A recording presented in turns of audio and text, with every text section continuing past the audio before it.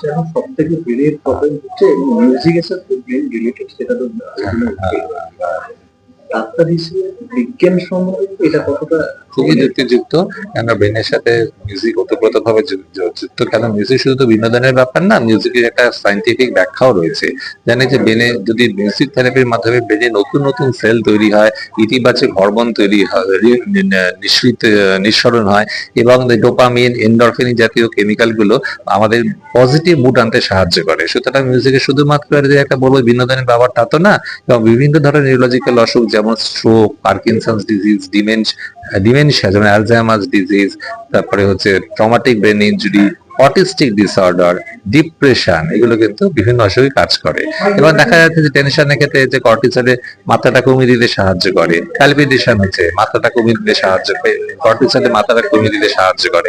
সুতরাং দেখা যাচ্ছে যে যে এটা শুধুমাত্র যে বিনোদন তা না, এবং এর প্রমাণ কি? এই প্রমাণ হচ্ছে ফাংশনাল এমআরআই। এই ফাংশনাল এমআরআই এর মাধ্যমে কিন্তু আমরা এই বৈজ্ঞানিক ব্যাখ্যাটা আমরা প্রতিষ্ঠিত করতে পারি। শুধুমাত্র আমাদের ভাবনা চিন্তার উপর না, এটা বিজ্ঞানসম্মত উপায়ে এর প্রতিষ্ঠিত করা যেতে পারে। যে মিউজিক থেরাপি বিভিন্ন ধরনের রোল রয়েছে, এবং একটা গ্রুপ মিউজিক্যাল থেরাপি খুব কাজ করে। পার্টিকুলার যাদের অ্যাটেনশন ডেফিসিট, অটিস্টিক ডিসঅর্ডার রয়েছে, গ্রুপ মিউজিক থেরাপি। স্ট্রোকের ক্ষেত্রে group music therapy, rhythmic stimulation therapy, হ্যাঁ, তারপরে যেটা হচ্ছে মেলোডিক ইন্টোনেশন থেরাপি, স্পিচ থেরাপির ক্ষেত্রে। সুতরাং এই থেরাপিগুলোর মাধ্যমে আমরা নতুন নতুন সেল কিন্তু পুনরুজ্জীবিত করা যেতে পারে, যাকে বলে নিউরোনাল প্লাস্টিসিটি। মানে ড্যামেজ যে ব্রেনটা ছিল সেই পার্টটা যদি নিষ্ক্রিয় হয়েও যায়, অন্য পার্ট অফ দ্য ব্রেন নতুন নতুন নিউরন তৈরি করতে সাহায্য করে।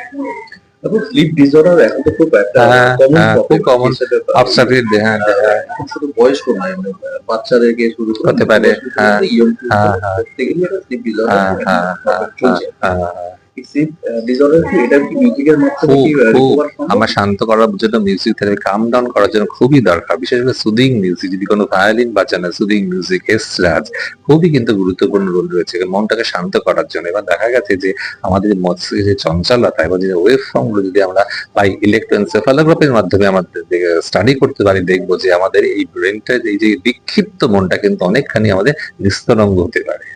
সেটা কোন সময়টা মিউজিকের মানে অ্যাপ্রোপ্রিয়েট, সকাল থেকে রাতে ঘুমানোর সময়? সেটা বিভিন্ন রাগের উপর নির্ভর করে। সন্ধ্যার সময় একরকম রাগ, সকালবেলা যেমন ভৈরবী রাগ, এইগুলো কিন্তু বিভিন্ন রাগের উপর নির্ভর করে। তবে সবসময় রাগ অনুযায়ী তো আমাদের মন চলে না। অনেক সময় যে কোনো মিউজিক থেরাপির ক্ষেত্রে ডিপেন্ড করে কে শুনছে। মিউজিক থেরাপি কিন্তু একটা প্রফেশন হিসেবে এখন দাঁড়িয়ে গেছে। মিউজিক থেরাপিস্ট যে আমাদের কিন্তু একটা ভেরি মানে ভীষণ গুরুত্বপূর্ণ একটা প্রফেশন, এবং তার জন্য একটা কিন্তু কোয়ালিফিকেশন দরকার রয়েছে, তার একটা ডিগ্রি কোর্সও রয়েছে। তারপরে যে ওয়ার্ল্ড ব্রেন ডে, ব্রেন ভালো রাখার উপায় হিসেবে নিউরোলজিস্ট হিসেবে কি বলবেন? মানে প্রথমত ভালো নিউরোদের সুসংযত জীবনযাত্রা করা, সুষম খাদ্য গ্রহণ করা, পর্যাপ্ত পরিমাণে ঘুম, এবং রেগুলার এক্সারসাইজ, বা সমস্ত মানে যেগুলো অ্যাডিকশন সেখান থেকে দূরে থাকা।